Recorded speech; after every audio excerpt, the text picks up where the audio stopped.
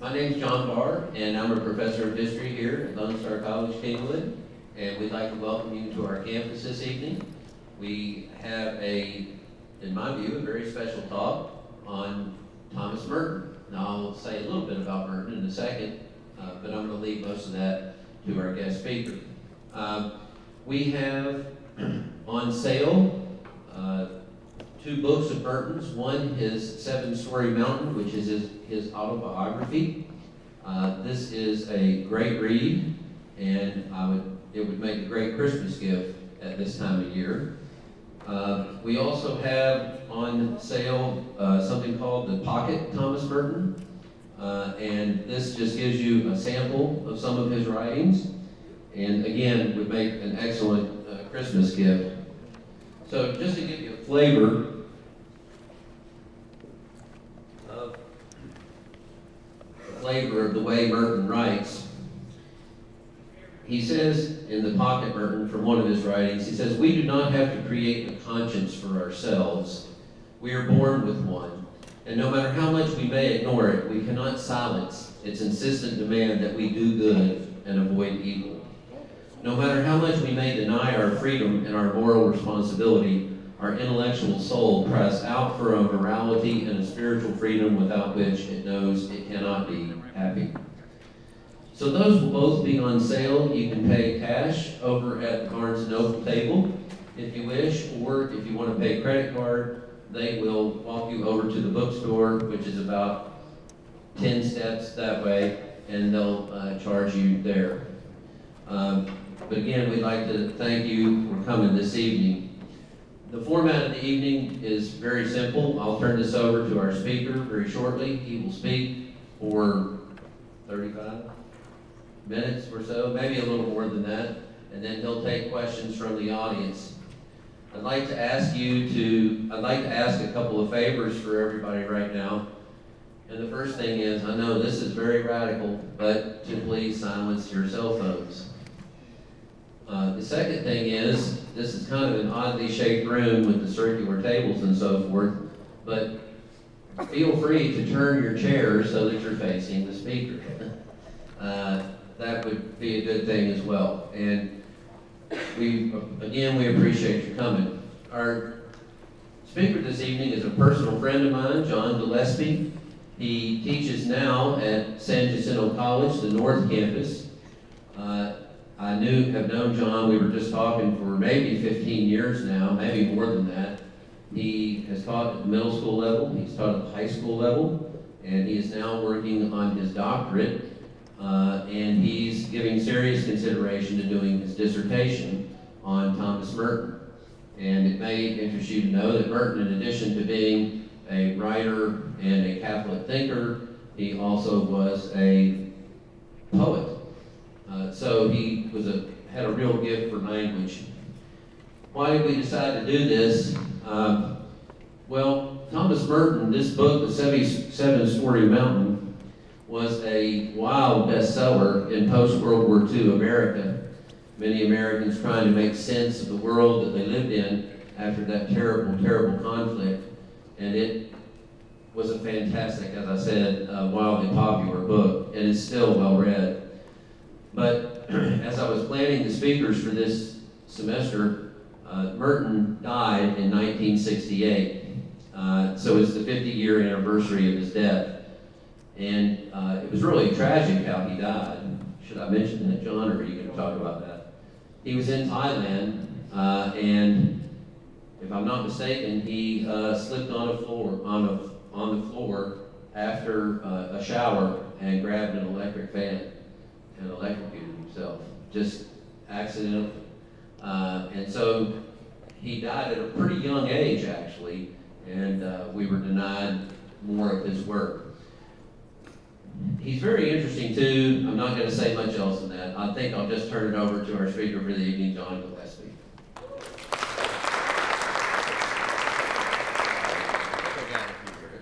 Okay, so this is working? We can hear it? Okay.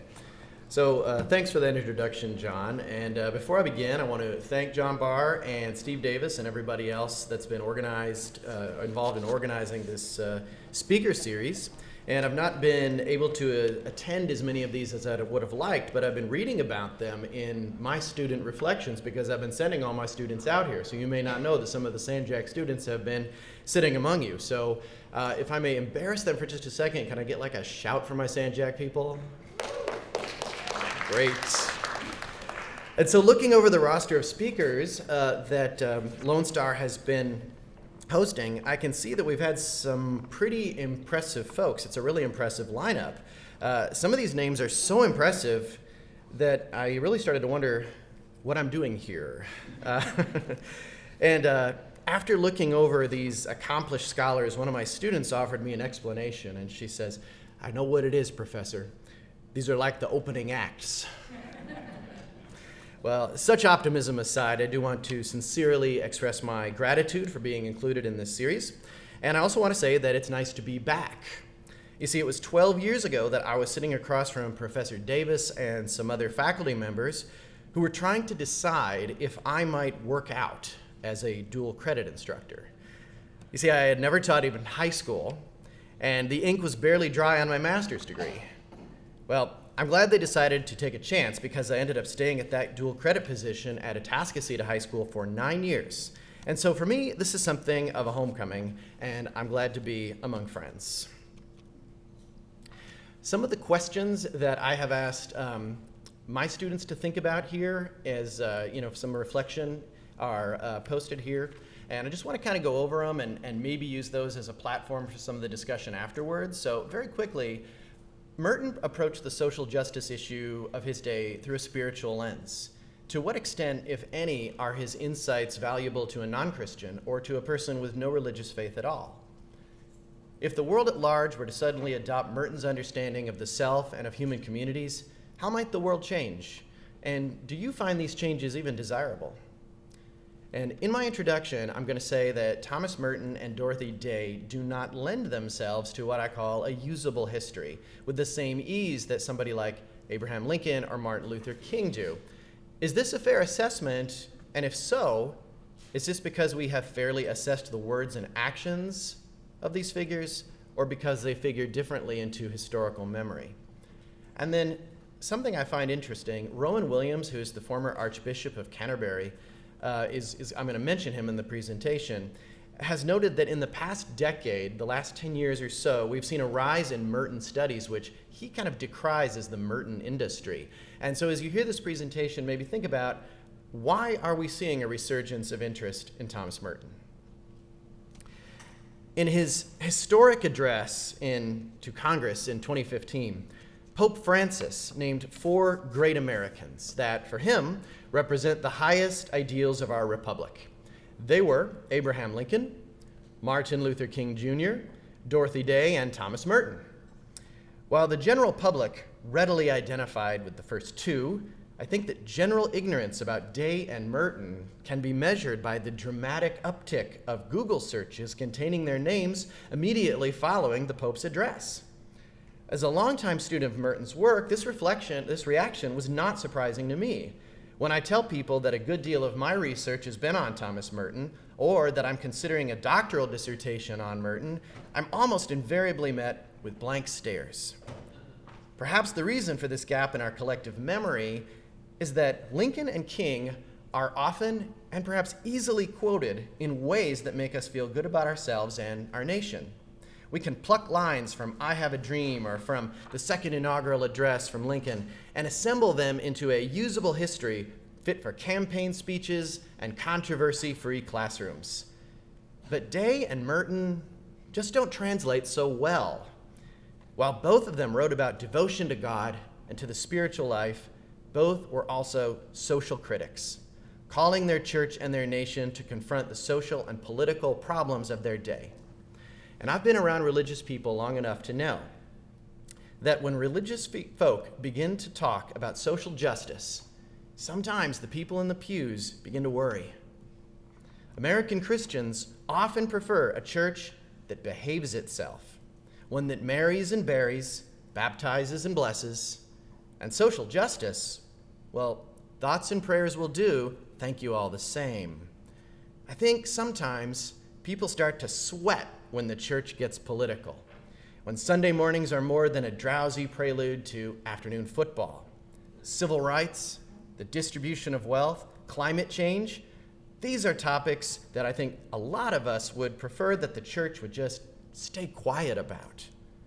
But it's precisely when those of us who still count ourselves members of Christian communities start to twitch uncomfortably in the pews, that's when I think that the Spirit is truly moving among us. After all, the purpose of the gospel, wrote Dorothy Day, is to comfort the afflicted and afflict the comfortable.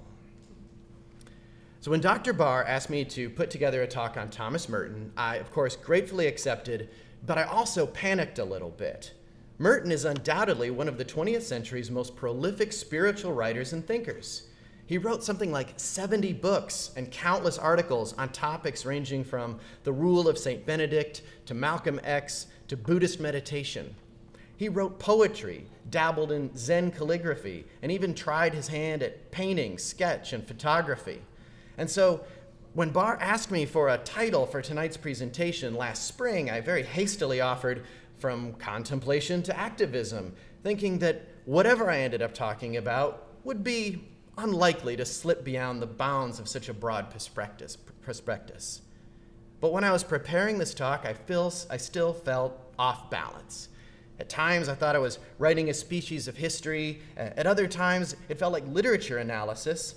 Sometimes I dipped into metaphysical philosophy, and quite often I felt like I was preparing the Sunday sermon.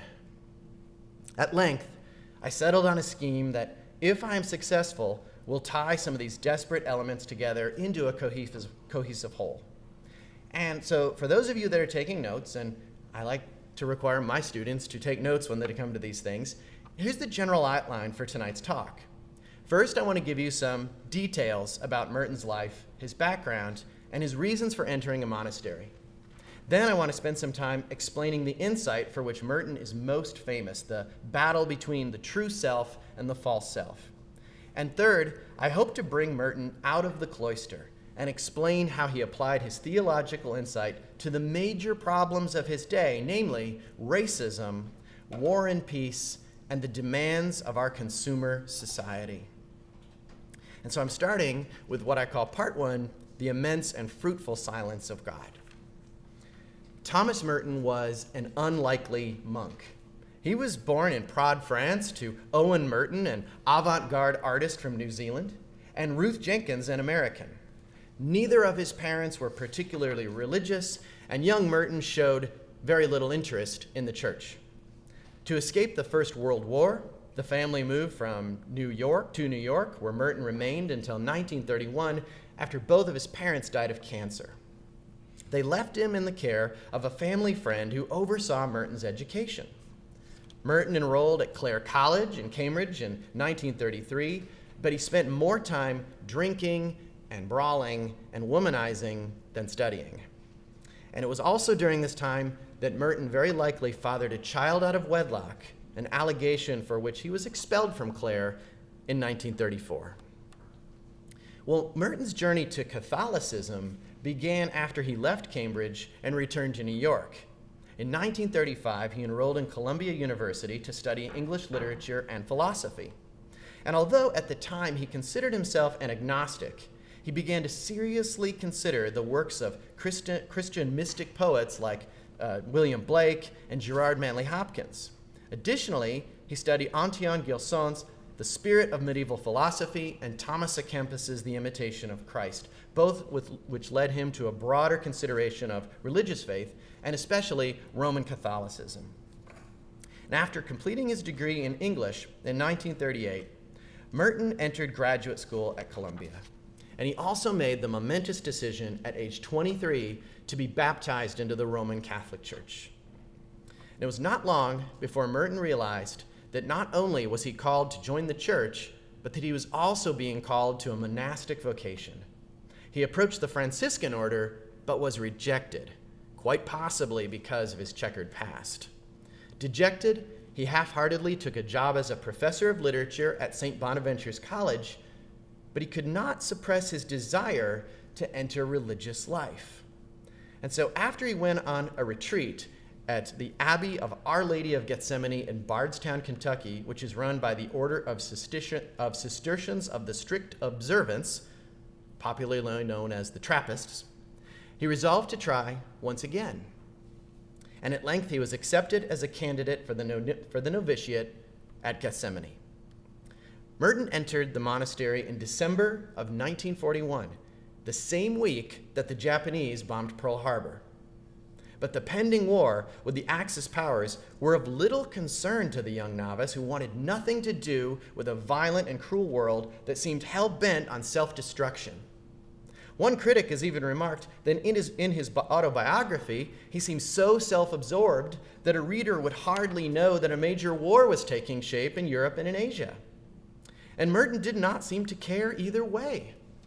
"I was free," he wrote jubilantly in his autobiography, "free of all the anxieties and worries and sorrows that belong to this earth, and for the love of the things that are in it." Or so he thought.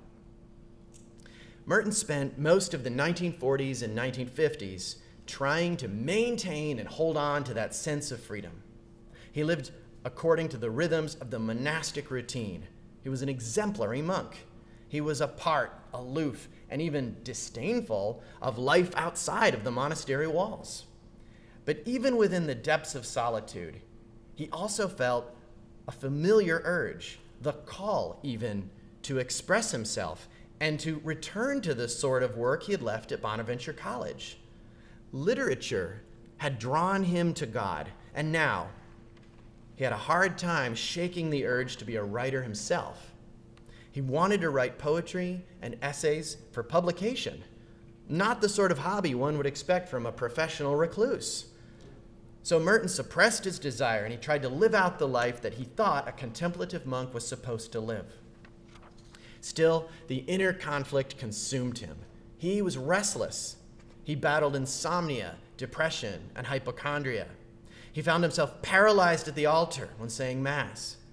At one moment, he thought of transferring to another religious order, and the next he was seeking even greater solitude within his own. He had hoped entering the monastery would have resolved any lingering problems about his identity and his purpose. After all, he was a monk. He had decided this, and he has devoted his life to God. Why was this not enough? "There was this shadow," he wrote, "this double, this writer who had followed me into the cloister. I cannot lose him. He still wears the name of Thomas Merton. He is supposed to be dead. I cannot get rid of him." Well, fortunately for Merton, Gethsemane's abbot recognized that Merton the writer and Merton the monk were not mutually exclusive identities. He could be faithful to God and be both. And so, Merton's first publication under holy orders, a book called 30 Poems, was published by New Directions in 1948. And I find it ironic that Merton's first step toward the world, back toward the world, was a book of meditations written by a monk, primarily for other monks. His poems celebrated nature and prayer and contemplation and his favorite topic, solitude and withdrawal. Here's just a small sample. "O sweet escape, O smiling flight.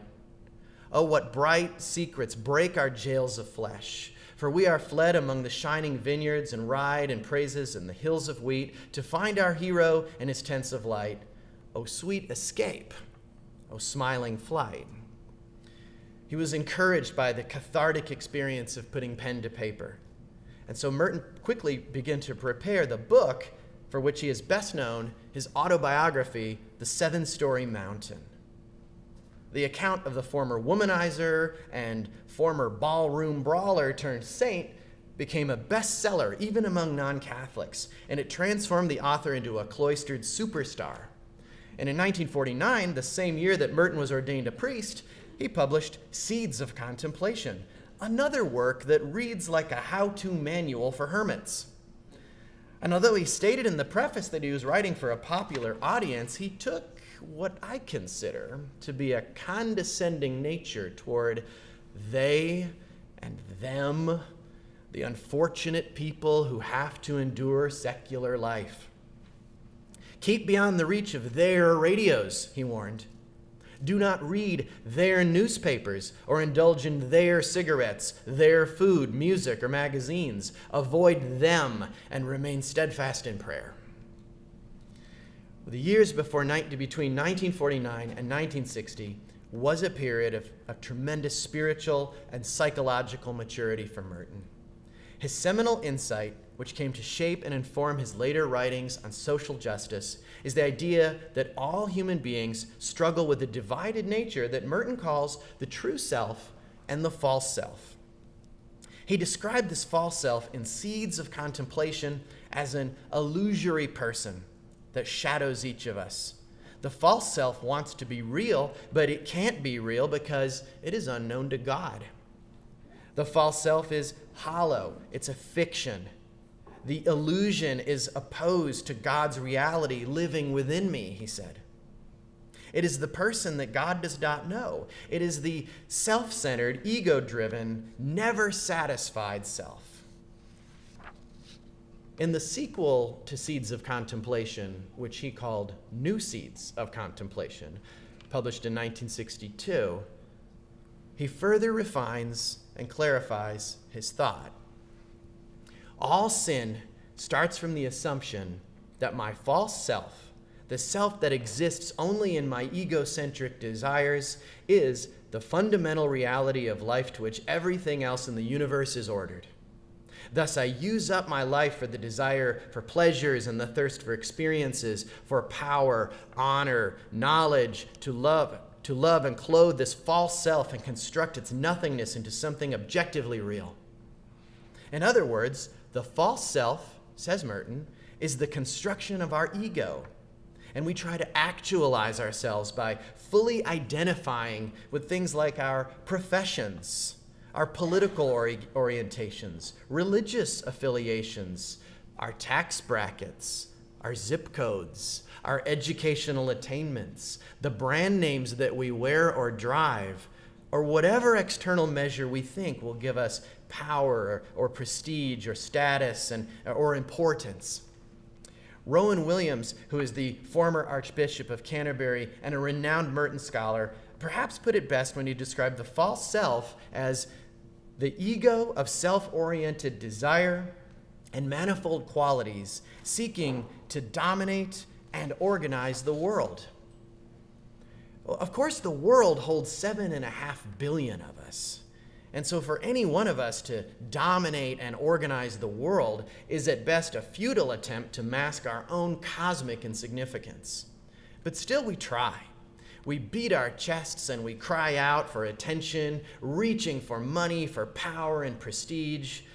But when one strips away all of the external trappings normally identified as the self, that which remains is one's genuine identity or true self. As Merton describes it, one's true self is created by God and reflects God's perfection, but at the same time is wholly unique. This is possible only because God's nature is endlessly expansive and therefore singularly capable of creating finitude within eternity. The true self is that person that one grows into gradually in stages of awareness and oftentimes after much suffering.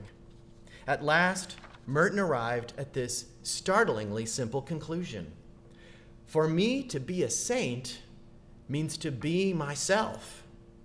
Therefore, the problem of sanctity and salvation is in fact the problem of finding out who I am and discovering my true self. Our vocation is not simply to be, but to work together with God in the creation of our own life, our own identity, our own destiny. We can evade this responsibility by playing with masks. And it pleases us because it can appear at times to be a free and creative way of living. It is quite easy, it seems, to please, and it seems to please everyone, but in the long run, the cost and the sorrow come very high. We might exchange masks as often as we change company.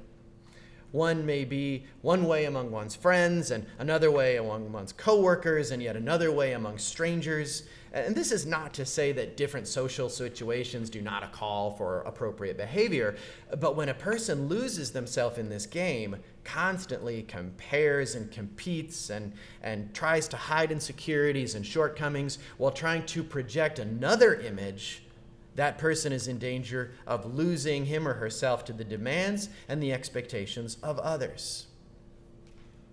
One cannot enter the reality of truth without first recognizing what is false and then giving up those illusions. The masks we wear is something that human beings do only reluctantly. Illusions, especially when they seem to serve us well, are difficult to disregard. W.H. Auden, a poet that greatly influenced Merton, wrote, "We would rather be ruined than changed. We would rather die in our dread than climb the cross of the moment and let our illusions die." I think that the Christian tradition has something to say of this as well. Jesus spoke of the necessity of being born again and taught, if you cling to your life, you will lose it. And if you let your life go, you will save it. Likewise, St. Paul writes to the Galatians, "It is no longer I who live, but Christ lives in me." Still, I think one of the best ways to describe Merton's notion of the true self is through one of his poems, which is called The Man of the Tao.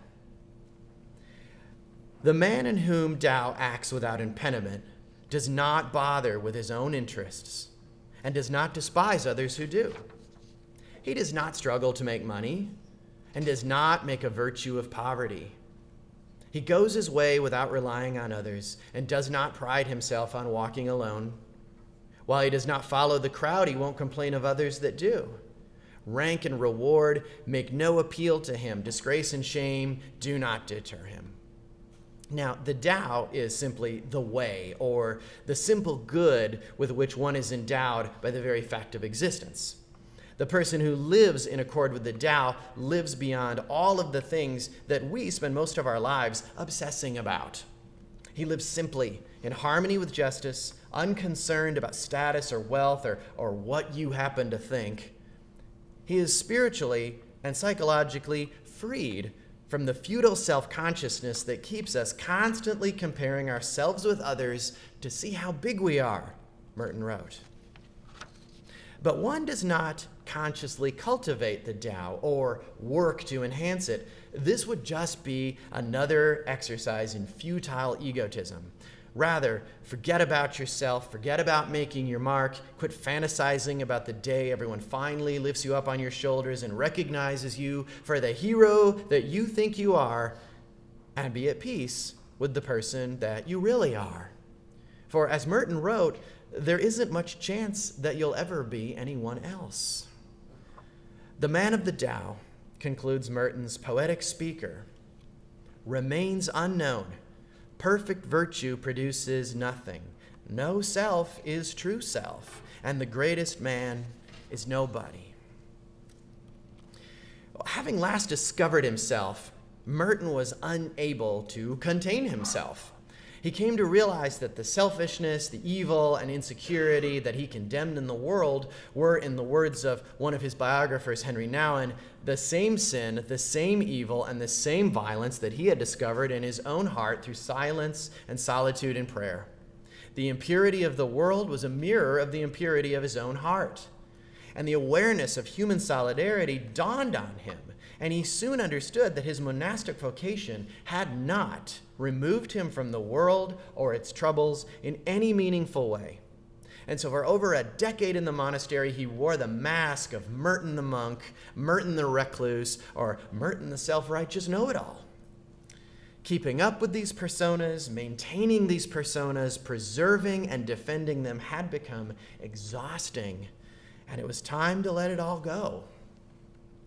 So the crystallization of Merton's thought is best experienced through his reflection on a transcendental, perhaps even ecstatic experience which happened not in the monastery, not before the high altar, not in a stone church set apart for holy purposes, but on an ordinary street corner in Louisville, Kentucky. In Louisville, at the corner of 4th and Walnut, in the center of the shopping district, I was suddenly overwhelmed with the realization that I loved all these people, that they were mine and I were theirs, and that we could not be alien to one another even though we were strangers. It was like waking up from a dream of separateness, of spurious self-isolation in a special world. The sense of liberation from an illusory difference was such a relief and joy to me. I have the immense joy of being a man, a member of a race in which God himself became incarnate. And if only everybody could realize this, but it cannot be explained. There's no way of telling people that they are walking around shining like the sun. Merton's Fourth and Walnut epiphany, which occurred in 1958, is a watershed moment in the history of religious thought. Like St. Paul's Damascus Road, St. Augustine's Garden, or Martin Luther King's kitchen table, Fourth and Walnut is now hallowed ground. It represents a time of immense spiritual growth for Merton the monk and Merton the man. The man who had contemptuously turned his back on the world now threw his arms around it in hopes that he might become an agent of healing redemption. And in 1961, he wrote a letter to Dorothy Day. And he said, I don't feel that I am called in conscience at a time like this to go on writing about things like just like meditation. I cannot bury my head in a lot of rather tiny and secondary monastic studies either. I think I have to face the big issues, the life and death issues. In the 1950s, the corner of Louisville's Fourth and Walnut, where Merton had his epiphany, was the thoroughfare of the city's black community. It is ironic to think that Merton's epiphany of boundless human solidarity took place amidst the reality of racial segregation. Much of America reflected the social situation in Louisville. Whether by law of force or custom, black men and women were not recognized by white society as equals. And most churches did not address the race problem as part of the Christian mission until the late 1960s. Apart from one strong blast at segregation laws recorded in his autobiography, Merton was silent about the race questions that confronted his country. His readers were therefore unprepared for his provocatively titled Letters to a White Liberal, published in 1963 as a response to Martin Luther King Jr.'s letter from a Birmingham jail. Now, by white liberal, Merton does not mean to single out political identity. He intends to address any white person, especially those who claim to be Christian, who claim to be advocates of the black civil rights movement. But rather than praise white advocates for their apparent solidarity with white civil rights leaders and marchers and protesters, he offers criticism. He approves wholeheartedly of the famous Supreme Court decision in Brown v. Board of Education, as well as the anticipated Civil Rights Act of 1964. But he nevertheless declares that these achievements do not represent the end of the battle, but only the beginning of a new and more critical phase in the conflict. The root of the race problem cannot be tapped by adjusting the branches. One must reorient the struggle in a way to facilitate black agency by liberating it from paternalistic white control. Consider this statement in Merton's book, No Man is an Island. The beginning of this love is the will to let those we love be perfectly themselves, and the resolution not to twist them to fit our own image.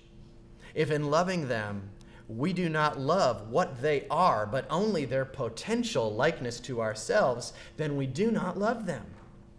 We only love the reflection of ourselves we find in them. In this regard, Merton finds that a lot of the Christian support in the struggle for civil rights is at best misguided and at worst duplicitous. He anticipates white protest against his charges.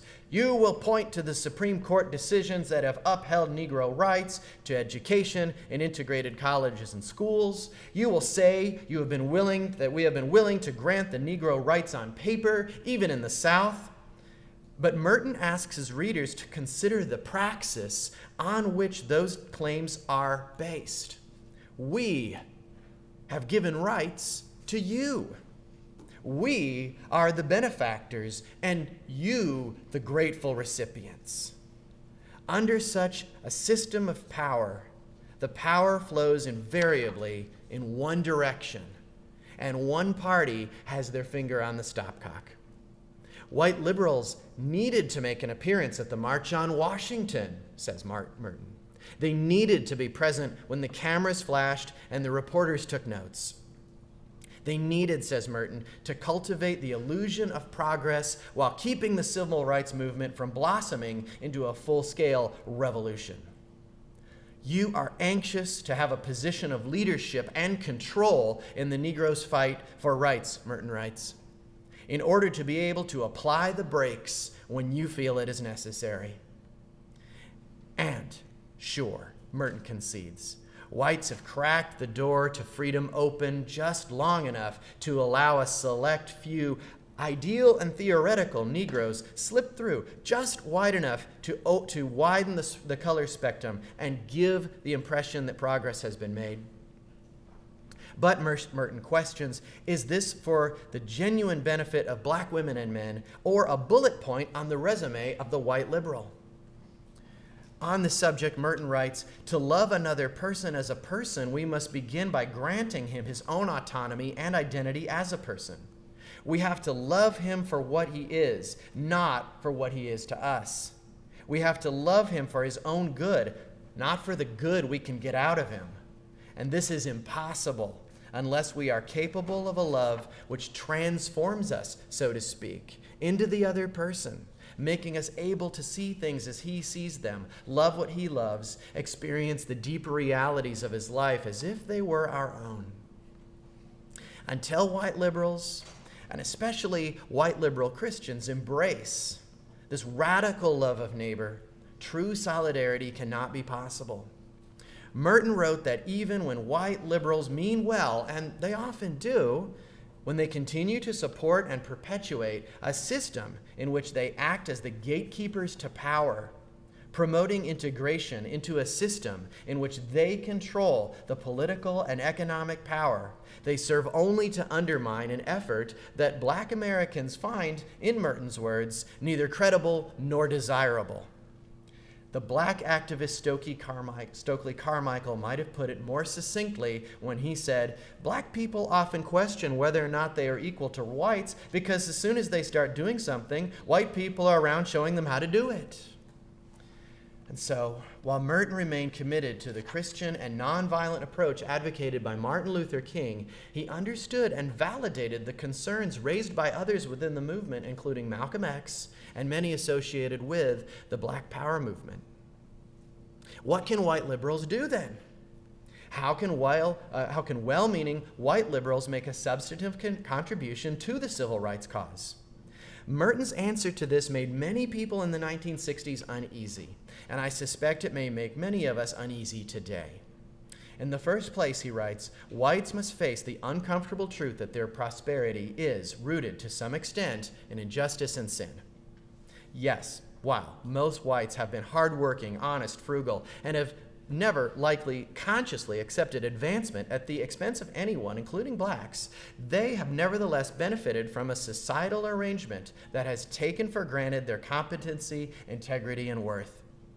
In other words, Merton urges white liberals to own up to the realities of what today we call white privilege. If whites are to become genuine collaborators with black women and men, they must quite simply relinquish political and economic power. Step aside and allow black Americans to run their own liberation movement from now on. I have no right to get in their way, Merton concluded. And so for Merton, the call to solidarity with black women and men has a deep and transcendent spiritual dimension. While standing on the cornet of 4th and Walnut, Merton rejoiced at being a member of a race in which God himself had become incarnate. Merton wondered if mid-20th century white Christians, whose churches seemed reluctant at best to even acknowledge civil rights as a gospel issue, Could they, in Merton's words, reach out in loving kindness to another Christ who happens to be black? Set aside, if you will, the political and economic consequences of dismantling white privilege and consider the assault that genuine solidarity would have on one's false self, whose identity is rooted in the myth that I stand alone, that I have nothing, receive nothing from anyone, and they have nothing to teach me.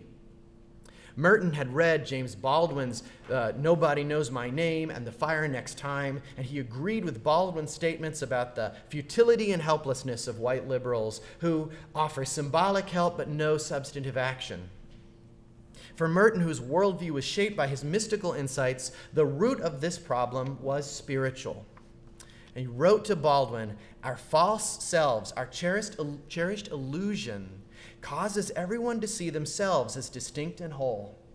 This illusion makes the white man imagine he does not need the Negro, and enables him to think he can treat the Negro as an object and do what he likes with him.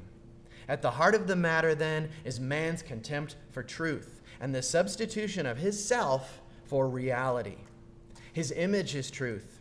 He believes in his specter and sacrifices human beings to his specter."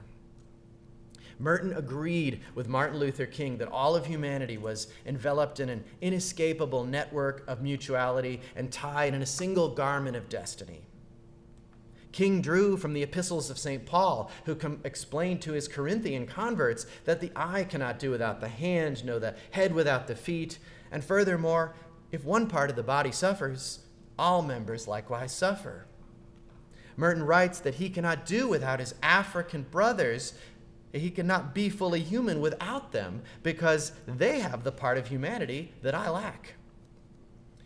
Paul and King and Merton seem to agree that the human family is complete only when all forms of segregation are abolished.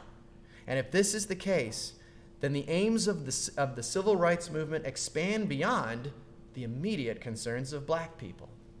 The kairos, or a Christian idea meaning the moment of decision, had come for everyone.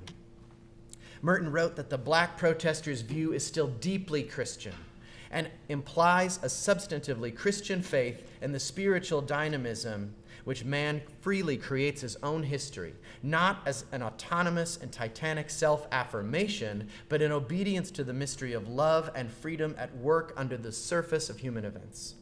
In the light of this, then, the hour of freedom is seen also as an hour of salvation, but it is not an hour of salvation for the Negro only. The white man, if he can possibly open the ears of his heart and listen intently enough to hear what the Negro is now hearing and recognize that he himself is called to freedom and to salvation in the same kairos events which he is now, in so many different ways, opposing or resisting. Merton is describing a form of salvation that can only be nonviolent. Just as Jesus had healed the centurion's ear and allowed himself to be led to the cross, Merton believes that Martin Luther King's nonviolent approach to justice was the means by which the white oppressor and the black protester could be reconciled into the beloved community. By receiving violence and refusing to return it, even at risk to himself, the black protester engages in a deeply Christian act of redemption. The black nonviolent resistor reveals the false self of his oppressor that seeks, once again in Rowan Williams' words, to dominate and organize the world. Nonviolent resistance denies the attacker his domination as well as his scheme of organization. It denies him the validation of the psychopathic myth of the violent and savage African from which he must defend himself and in contrast to whom he defines himself. Nonviolence unmasks the oppressor for what he is, a violent and ruthless bully that must project a persona of strength to validate his imaginary claim to selfhood. In receiving brutality, the black protester facilitates that creative tension from which the bedrock of forgiveness and understanding can be built. The racial crisis of the mid-20th century was, as Merton saw it, an opportunity for tremendous growth. Facing the realities of black oppression and white privilege, he believed was an opportunity for the white Christian, and especially the white American Christian, to face a reality about himself and recover his fidelity to Orthodox truth. He must see every man as Christ, and in doing so, recover his true self. When Merton entered the monastery in 1941, the atomic bomb existed only in the realm of theoretical physics. The Earth's pending destruction was thought of as a feat that could be accomplished by God alone. By the time Merton experienced his fourth and Walnut epiphany in 1958, the United States had accumulated over 18,000 nuclear warheads. The Soviet Union, America's archenemy in the Cold War, had likewise amassed an arsenal that could extinguish all life on Earth. According to the Bible, God created the world and everything in it in 6 days. In 1960, human beings had the capacity to destroy the world in 7 seconds. This was the backdrop in which Merton published an article in Dorothy Day's Catholic Worker titled "The Root of War is Fear," which he eventually included as a chapter on New Seeds of Contemplation. Although American foreign policy was aptly nicknamed MAD, an acronym for Mutually Assured Destruction, Merton thought it was a misnomer. We're not going mad, he thought, at least not in the normative ways that we define madness. Rather, we're all too sane. In the 1950s and 60s, Americans existed precariously under the shadow of the atomic bomb. One could reasonably expect to be obliterated along with anybody else at any given moment. Yes, the policy is mad, but Americans seemed to accept it with calm, quiet reservation. Indeed, perhaps sanity is not the most appropriate word to describe the collective American state of mind. To illustrate this point, Merton wrote an essay that's cynically titled "A Devout Meditation in Memory of Adolf Eichmann," first published in 1960. Now, for those of you who don't know, Adolf Eichmann was a Nazi bureaucrat during the Second World War, and he had, by all standards, a good job and a nice pension. He was far removed from the battlefield, and so long as Germany was safe from invasion, he had little reason to expect his happy life to be disrupted. And all Eichmann needed to do to maintain this happy life was to sit at a desk and arrange for the transportation and execution of the Jews captured by the Nazis. His name was made famous by the sociologist Hannah Arendt in her monumental study, Eichmann in Jerusalem.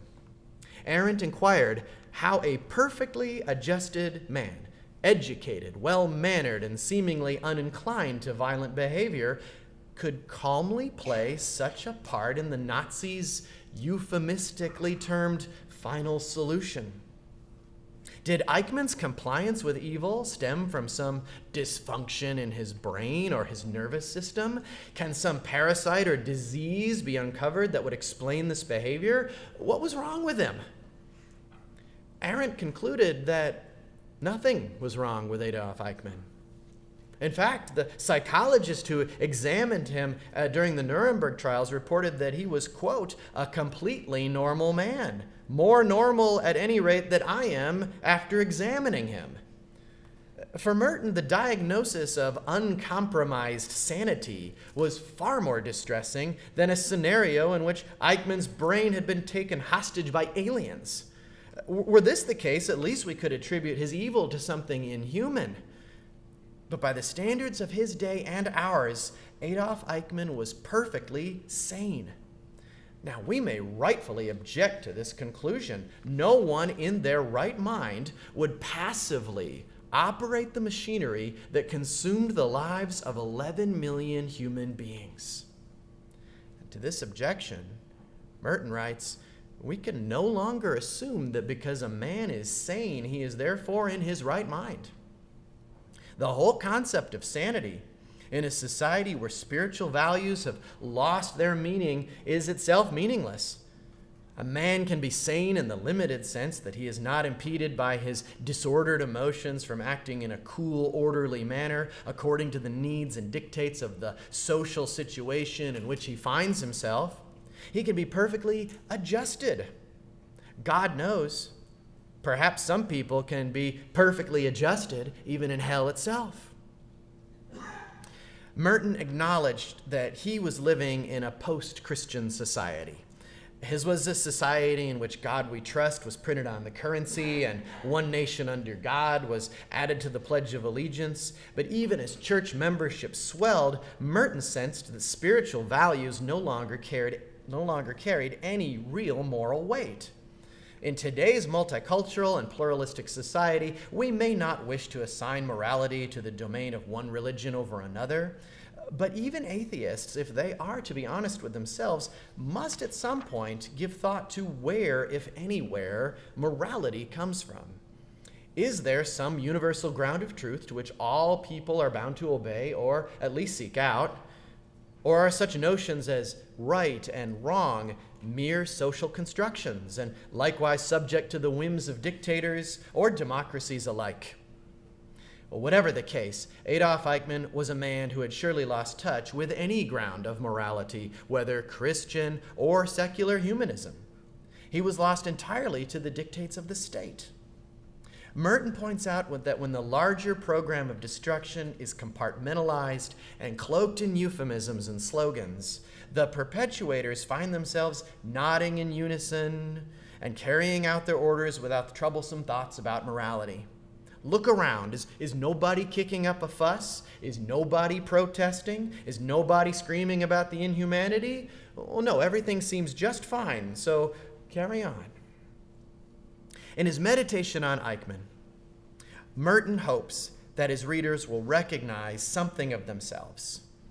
This is not to say that Americans of the 1950s and 60s were pulling the gears of something as monstrous as the final solution, but he asks people to be aware of their conduct as they go about their daily business and go about their daily routines in something of a moral coma.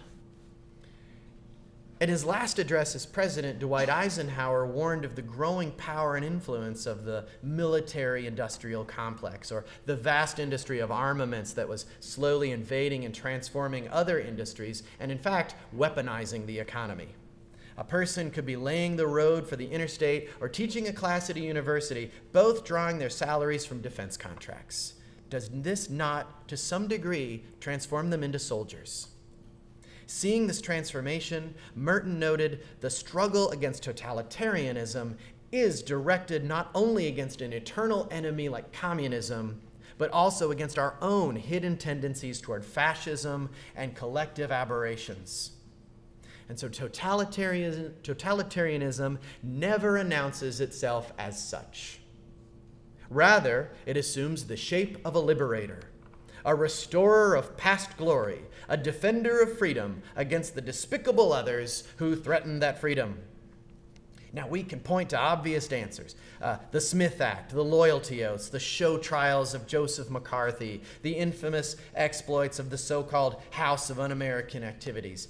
But Merton is warning of the hidden tendencies that lurk beneath the veneer of democratic society and surface when patriotism is twisted into a dangerous nationalism. Both the Soviet Union and the United States and most of their citizens have fallen into the trap of dualistic thinking, the inconceivability that there might be more than two aspects of a given situation. We can either be orthodox or we can be heretics. We can be progressives or we can be fundamentalists. We can be liberals or we can be conservatives. We can be the good guys or we can be the bad guys. Even George W. Bush warned in the wake of September 11th attacks, you're either with us or you're with the terrorists. In Merton's day, the slogan rang out, better dead than red. On this obsessive desire to see the world in binary terms, Merton wrote, the false self must be absolutely right and prove that everybody else is absolutely wrong.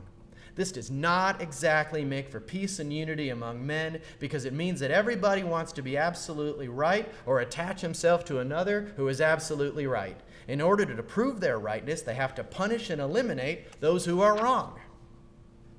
And it is precisely this mental gridlock that Merton most fears in modern society. If the only two options in the struggle with the Soviets are capitulation to communism or death by atomic bomb, what hope can there be? There can be no dialogue, no compromise, and no ability to see the world from another perspective. Now, one can easily criticize this point. Compromise with the Soviets, you say. See things from their point of view. You may as well suggest that we compromise with Hitler. Get serious. One may easily point to the experience and writings of someone like Alexander Solzhenitsyn or any of the literally millions of people who perished in Soviet gulags as proof that such an approach is naive at best. But this is not really Merton's point. He is not making a case for a benevolent Soviet empire. Rather, he is asking us to consider the proposition that evil perpetuated by one does not necessarily translate to unquestioned goodness in another.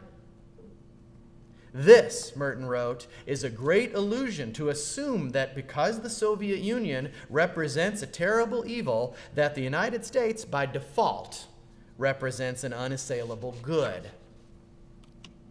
When I pray for peace, he wrote, I pray to be protected not only from the Reds, but from the folly and blindness of my own country. When I pray for peace, I pray not only that the enemies of my country may cease to want war, but above all that my own country will cease to do the things that make war inevitable.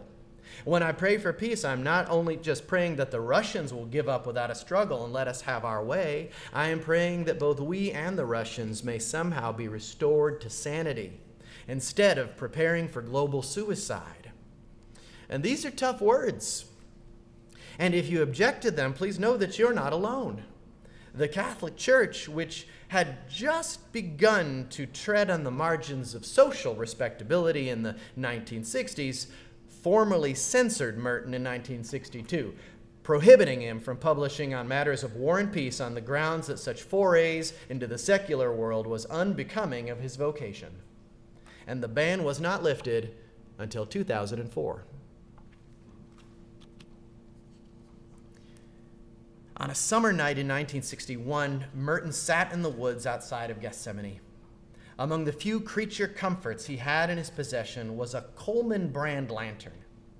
Always open to a moment to contemplate, Merton studied the lantern. He admired the craftsmanship and its sturdiness, and he was happy he had the lamp because it enabled him to read the writings of some old hermit even after the sun had gone down. As Merton continued his study of the Coleman lantern, he took note of the inscription etched in the metal, which he took to be the company's philosophy. The Coleman lantern promised that it stretches days to give more hours of fun. Now, this struck Merton as absurd. The Coleman Company had successfully packaged and sold light, something that is readily available to everybody free of charge. They had furthermore suggested that the natural rhythm of the day is insufficient to secure human happiness. One must purchase more light than nature has provided so that we can artificially have our fun. They, Merton writes, referring to the mass consumer culture, think that what cannot be sold is not real. So the only way to make something actual is to place it on the market. One day, Merton predicts, they will sell you the rain. Merton's analysis of the Coleman lantern is taken from an essay titled Rain and the Rhinoceros, which is an allusion to a 1959 play by the French-Romanian playwright Eugene Ionesco called The Rhinoceros. In Ionesco's play, the people of a small French town find themselves inexplicably and unwittingly transformed into literal rhinoceroses, which function as a thinly veiled symbol for those who succumb to mob mentality. Ionesco's villagers have literally become a mindless herd. And while this Kafkaesque metamorphosis is clearly meant to call to mind the fascist and the communist regimes of the 1930s, Merton expands on the imagery to suggest that his own society, and by extension ours, the society which had defeated totalitarianism, was now slipping into a herd-like mentality in which market value was the unchallenged measure of all value. The country's most powerful weapon against the Soviets, wrote a reporter for a popular 1950s magazine, was the freedom offered by washing machines and dishwashers, vacuum cleaners, automobiles, and refrigerators. One may also need look no further than Richard Nixon's impromptu debate with Nikita Khrushchev, the famous kitchen debate of 1959, to realize that Americans saw freedom as economic freedom. Prosperity is economic prosperity, and happiness is measured in direct proportion to one's purchasing power and the relentless accumulation of things.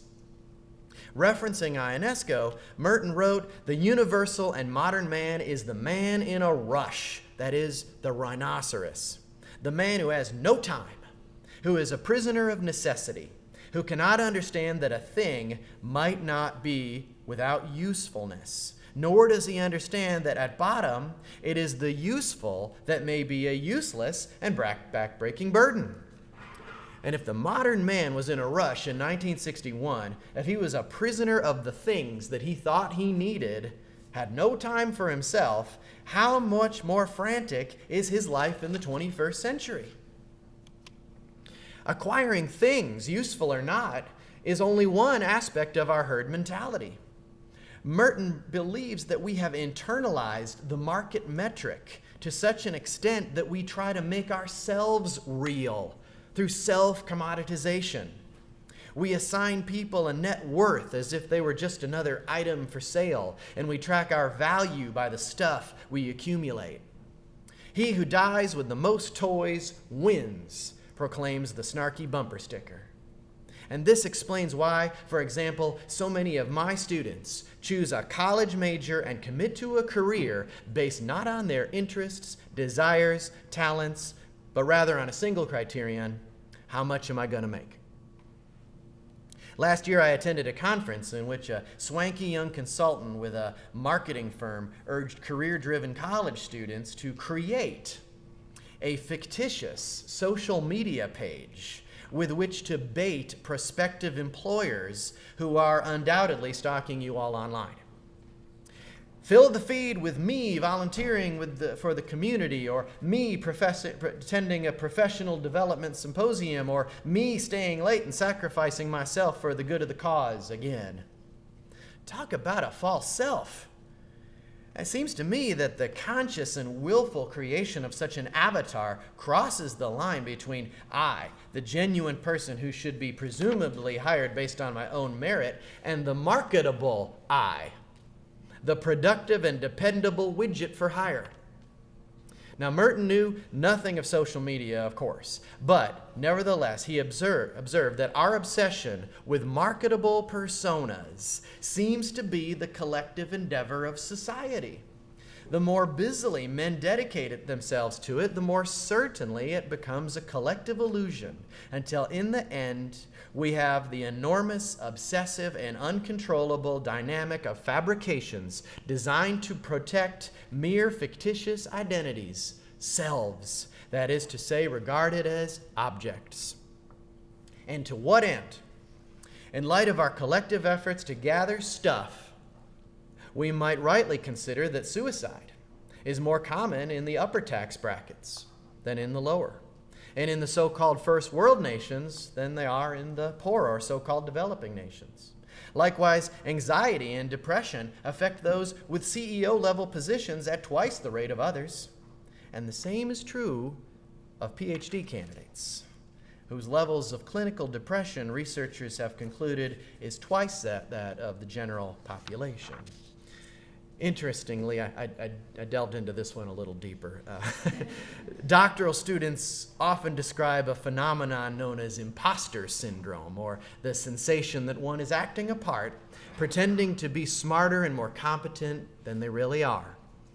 How Mertonian is this diagnosis? And how difficult is it to break from the herd and declare independence from this imposition on selfhood? Rhinocertitis, Merton warns, is the sickness that lies in wait for those who have lost the sense and the taste for solitude. In the technocentric 21st century, ideas like solitude, silence, and contemplation seem to hold little meaning. The expectation of our culture is that we can be completely available, always responsive, always on duty. We're captive to email, text, social media. We live in a world that is saturated with digital noise, and even when we do find a fugitive moment of peace, we have a hard time leaving it alone. We fill it with television, music, or news, and then we ask ourselves, who has the time, much less the desire, for solitude or contemplation? I think we misunderstand what that really means. For Merton, contemplation did not mean that we enter an ethereal, detached state in which reality ceases to have any meaning. The goal of the contemplative is not to zone out, but to reach out and even speak out. In an essay titled Letters to an Innocent Bystander, Merton asks his readers if a civil exchange of ideas can still take place, or if we have reached an impasse at which we are hermetically sealed, each one of us in the collective arrogance and despair of his own herd. I think that Merton it's telling that Merton uses the word hermetic to describe this condition. While we're not all in monasteries, we may nevertheless be living a hermit-like existence. We may be as cut off and disassociated with the world as Merton was in the depths of his imagined solitude. We may be hermetically sealed into our false identities, our own tribes, occupations, religious affiliations, political identities, the roving rhinoceros herds of our own creation. And so if this is true, then we must ask ourselves how our tunnel vision has impacted our view of the world and others. The shadow of Merton's atomic bomb may not seem as deep or as ominous as it was in Merton's time, but are we not living under the darkening shadow of another looming apocalypse? Climate change may not threaten to incinerate all life in the blink of an eye, to borrow a phrase from the Apostle Paul. But a recent report issued by the United Nations warns we just have over a decade before the greenhouse gases gathering on our atmosphere become catastrophic. And yet, like Adolf Eichmann, so many of us go about our daily lives, buying, selling, studying, saving for the future, while half-consciously operating the machines that imperil the existence of our species. If we are hermetically sealed, then we must come out of that cloister and recognize that humanity is bound up with others. Merton spoke out directly, and for some uncomfortably, about the praxis of power that props up and sustains white privilege. A person cannot love his or her neighbor and truly assist in one's liberation if that liberation does not empower the liberated. For some of us, this week marks the beginning of the season of Advent. It is a time at which the Christian church begins to anticipate the incarnation. That's the appointed moment in history when the God of the universe took on human flesh. And while greeting cards and Hollywood production companies have, as we are prone to do, commoditized and packaged and sold the idea, there is an incarnational subtext often overlooked by those who seek to profit from it. Merton wrote, "Into this world, into this demented inn, in which there is absolutely no room for him at all, Christ has come uninvited. His place is with those others for whom there is no room. His place is with those who do not belong, who are rejected by power because they are regarded as weak, those who are discredited, who are denied the status of persons, tortured, exterminated. He is mysteriously present for those for whom there seems to be nothing but the world at its worst." Merton asked if the people of the 1960s could see the incarnation in another Christ who happens to be black. Can those of us who are Christians in the 21st century see another Christ in one who is homeless, who is an immigrant or a refugee, who is pregnant and alone, who is gay and unwelcome with his family, who's trapped in mental darkness, or who is behind bars? And so here we are at the corner of our own 4th and Walnut, charged with the task of reaching out and telling others that they are walking around shining like the sun. Thank you.